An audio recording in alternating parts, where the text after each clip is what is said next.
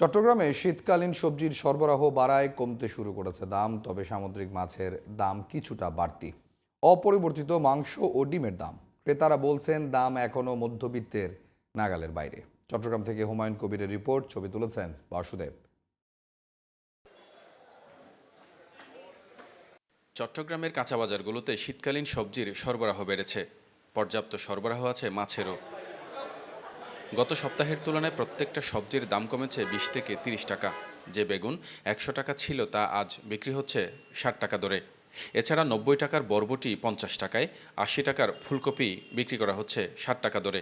তবে এখনও বাড়তি আছে আলু, টমেটো আর শিমের দাম। গত সপ্তাহের দরেই বিক্রি হচ্ছে ডিম, মুরগি ও খাসির মাংস। বাড়তি সামুদ্রিক মাছের দামও। রূপচাঁদা ছিল আগে 1100, 1000, এখন 800 টাকা, 850 টাকা। এই চিংড়ি মাছগুলো ছিল আপনার 1200 টাকা, এখন চলতেছে 1000 টাকা কেজি। এই সপ্তাহে আমার আলু, টমেটো, শিমের বিচি 4 আইটেম ছাড়া আরগুলো আপনার গত সপ্তাহে এই সপ্তাহে আপনার 10-15 টাকার প্রতি কেজিতে কমছে। মোটামুটি দাম ঠিক আছে, কিন্তু আস্তে আস্তে দাম বাড়তি হচ্ছে আমাদের। সাধারণ ক্রেতারা বলছেন বাজারে পণ্যের সরবরাহ বেশি থাকলেও কমছে না দাম। বাজারের অস্থিতিশীলতা নিয়ে বিরক্ত সাধারণ মানুষ।